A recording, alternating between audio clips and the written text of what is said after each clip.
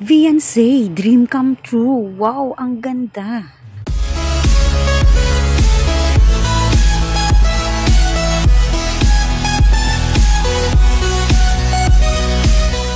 Magandang balita nga mga kalingap, tungkol nga ito sa ginagawang bahay ni Viancy at update sa plano at design sa kwarto ni Viancy.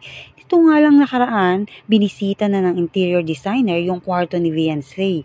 At ito nga po yung kwarto ni Viancy, dahil nga po ay finish na ito, nakita ng mga designer kung anong babagay na tema sa kwarto ni Viancy. At base sa personality nito at maging si Kalingap Rab ay nagulat sa plano ng mga nagde-design.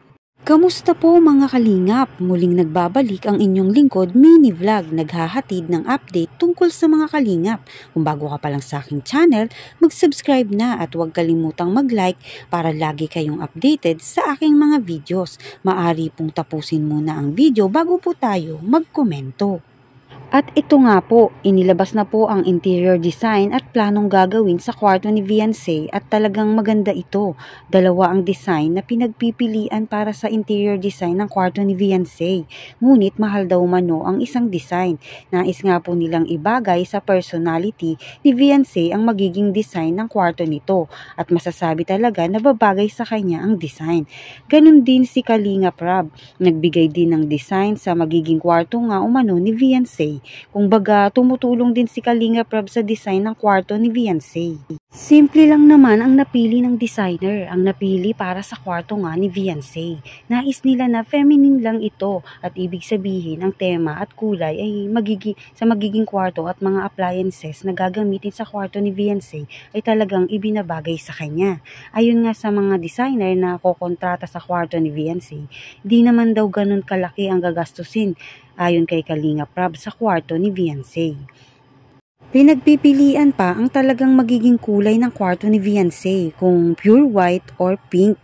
Mas madami nga umano ang nagsasabi kay Viancy na mas bagay ang pink setup dahil mas bagay umano ito lalo na teenager pa lang naman si Viancy.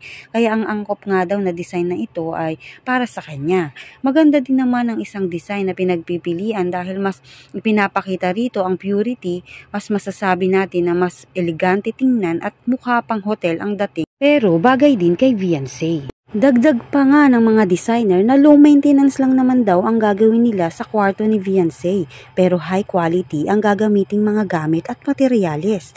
Patungkol naman sa presyo na gagastusin para sa kwarto ni Viancy, mayroon din silang offer kung saan makakakuha sila ng magandang discount at may mga freebies pa sila na posibleng maibigay dagdag sa dekorasyon ng kwarto ni Viancy. Maganda nga ang offer na ito kung magkakasundo si Kalingap Rab at mga designer na kausap niya at kung papayag nga ang mga sponsor na magiging presyo.